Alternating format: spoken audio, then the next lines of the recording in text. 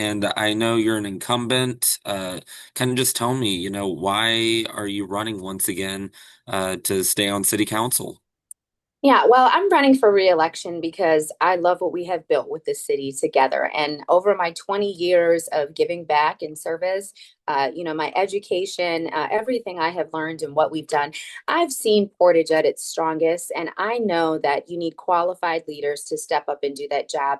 And I want to continue working for Portage, making this the community that my family loves, that my children are growing up in. They're 10 and they're 6 years old.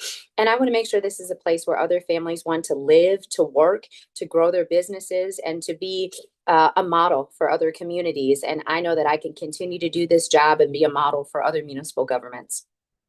Yeah, and I want to ask you too, kind of Hmm. along those lines. Yeah.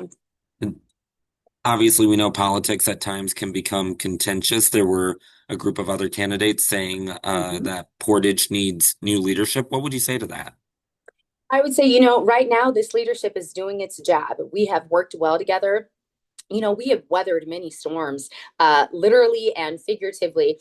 And I would say the things that we have been most proud of to work together, you don't get training to do that, right? When I think back to the storm, the tornado that hit in 2024, one of the things that made us so great at what we did was our ability to work together, was our ability to pull together our strength and resources of what we can do here on the city council, of sweetie, of our strengths, the knowledge base that we have.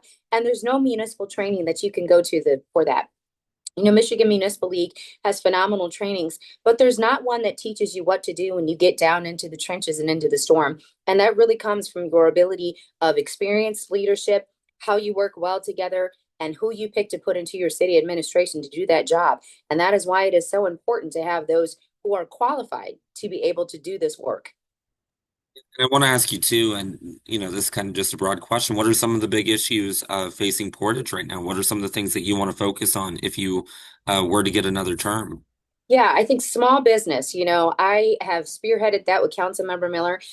We have revitalized small businesses here in the city of Portage from the city's standpoint of being able to lift them up and build them up within our small business community with our Portage Pocket Pay, with our small business directory, working well with Southwest Michigan First, having our different town halls and our meetings. And just last week, we launched Shop Local Kalamazoo, where we went to some of those small businesses and were able to highlight them to provide them an online shopping platform, which wouldn't otherwise leverage some of these small businesses here in the city of Portage to ensure that those who are outside of the city of Portage can purchase from them and to see what goods and services they have to offer.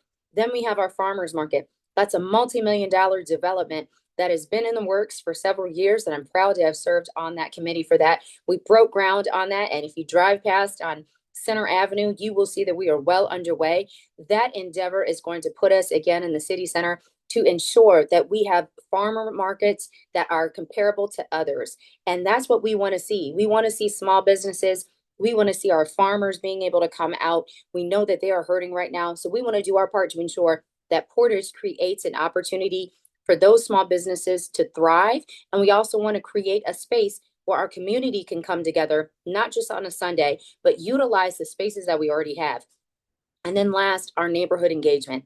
We want to revitalize Portage to ensure that we know what it's like to be a good neighbor. We saw that with the 2024 tornado, but it shouldn't just take a tragedy for us to care about our neighbor. And so we want to find ways to ensure that we uplift one another.